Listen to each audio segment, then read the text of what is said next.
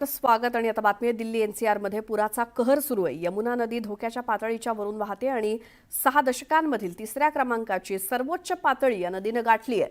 शुक्रवारी सकाळी यमुनेची पाण्याची पातळी 207 मीटर नोंदवली गेली, जी 205.33 मीटरच्या धोक्याच्या चिन्हापेक्षा 2 मीटरने जास्त आहे। परिणामी दिल्ली आणि एनसीआर मधील अनेक सखल भाग पाण्याखाली गेलेत।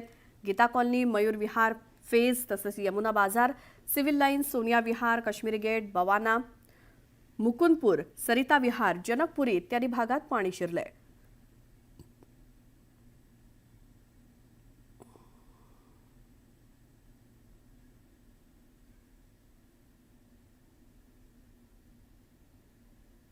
तर हरियाणातील यमुनानगर इथल्या हाथीनीकुंड बॅरेजमधनं सतत पाणी सोडलं जात आहे। त्यामुळे दिल्लीतील यमुनेची पाण्याची पातळी सतत वाढतीये। 1 सप्टेंबर रोजी सकाळी बॅरेजचे दरवाजे उघडण्यात आले आणि आतापर्यंत लाखो क्युसेक पाणी सोडण्यात आलंय। त्यावेळी बाजूला बांधलेल्या सुरक्षा भिंतीचा कॉन्क्रीट ब्लॉक पाण्याच्या जोरदार प्रवाहात वाहून गेलेत। दरम्यान जमिनीच्या धुपामुळे गावातील ग्रामस्थ देखील घाबरलेत। बंधाऱ्याला कोणताही धोका नसून दुरुस्तीचे काम लवकरच सुरू केलं जाईल, असा दावा पाटबंधारे विभागाने केलाय।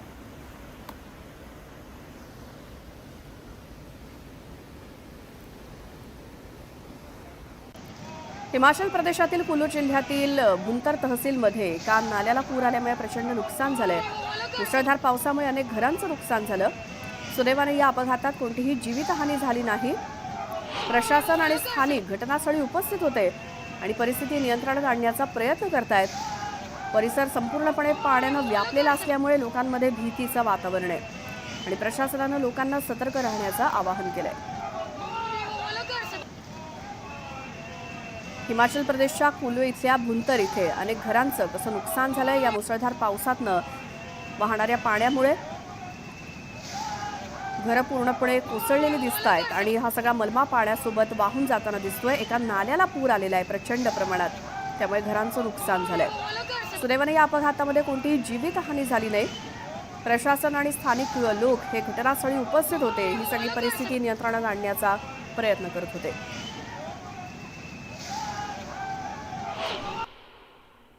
तर हिमाचलच्याच कुल्लू जिल्ह्यातील बिजली महादेव टेकडीवरनं भूस्खलनाचं एक भयावह असं चित्र समोर आलंय। इथे डोंगरावरनं मोठमोठे दगड चेंडूसारखे खाली येताना दिसतायत। सुदैवाने या भूस्खलनात कोणत्याही प्रकारची जीवितहानी झाल्याचं वृत्त नाही।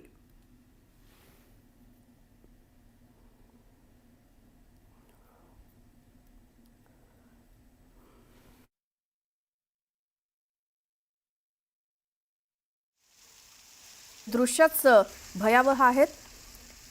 डोंगरदऱ्यातून हे दगड अक्षरशः चेंडूसारखे खाली सरकताना दिसतायत। बिजली महादेव टेकडी आहे आणि तिथं भूस्खलन झालंय। मोठमोठे दगड हे खाली येत असल्याचं दिसतंय, अगदी वेगात येताना दिसतायत। या भूस्खलनामध्ये सुदैवाने कोणतीही जीवितहानी झाल्याचं वृत्त नाही। हिमाचलच्या कुल्लू जिल्ह्यातील बिजली महादेव टेकडीवरनं भूस्खलनाचं हे भयावह चित्र। आता हिमाचल प्रदेशातल्या लाहौल स्पिती जिल्ह्यातनं एक धक्कादायक दृश्य समोर आलंय। नाल्याला अचानक पूर आल्यामुळे तिथे पर्यटक अडकले आणि त्यानंतर पोलिसांनी घटनास्थळी पोहोचून पर्यटकांना सुरक्षितपणे रस्ता ओलांडायला अशा प्रकारे मदत केली।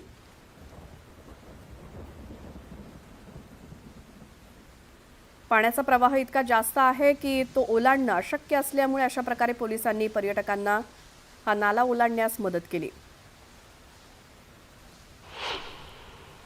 आता केदारनाथ परिसरातील चोराबारी हिमनदीमध्ये हिमस्खलन झालं। या घटनेमुळे प्रशासन सतर्क झालंय आणि बचाव पथकांना खबरदारीच्या सूचना देण्यात आलेल्या आहेत। सुदैवाने या घटनेमध्ये कोणतेही नुकसान झालेलं नाही। परिस्थिती पूर्णपणे सामान्य आहे।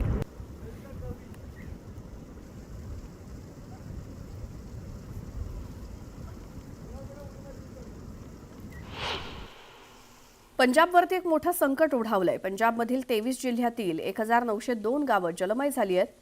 तर 15 जिल्ह्यातील 3,84,000 पेक्षा जास्त नागरिकांना पुराचा फटका बसलाय। तर आतापर्यंत 43 नागरिकांचा मृत्यू झाला असून 3 जण बेपत्ता आहेत। पूरग्रस्त भागात 196 मदत शिबिरं सुरू आहेत। इथे 6,755 लोक वास्तव्यास आहेत आणि 1,71,000 हेक्टरवरील पिकांचं मोठं नुकसान झालंय। तर एनडीआरएफ, एसडीआरएफ, लष्कर आणि हवाई दलाच्या पथकाकडनं मदत कार्य सुरू आहे।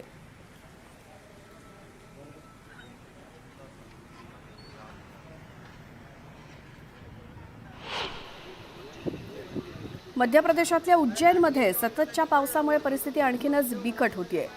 शिप्रा नदीच्या पाण्याची पातळी झपाट्यानं वाढली आहे. त्यामध्ये रामघाट, दत्ता आखाडा घाट यासोबतच अनेक मंदिरं पाण्याखाली गेली आहेत. बहादूरगंज, ॲटलस चौराहा तसंच केडी गेट आणि दसरा मैदान या सखल भागामध्ये पाणी साचलंय. तर उज्जैन बरनगरला जोडणारा छोटा पूल सुद्धा पाण्याखाली गेलाय. खबरदारी म्हणून पोलीस आणि पालिकेसोबतच SDRFच्या तुकड्या सुद्धा घाटांवरती तैनात ठेवण्यात आल्या आहेत.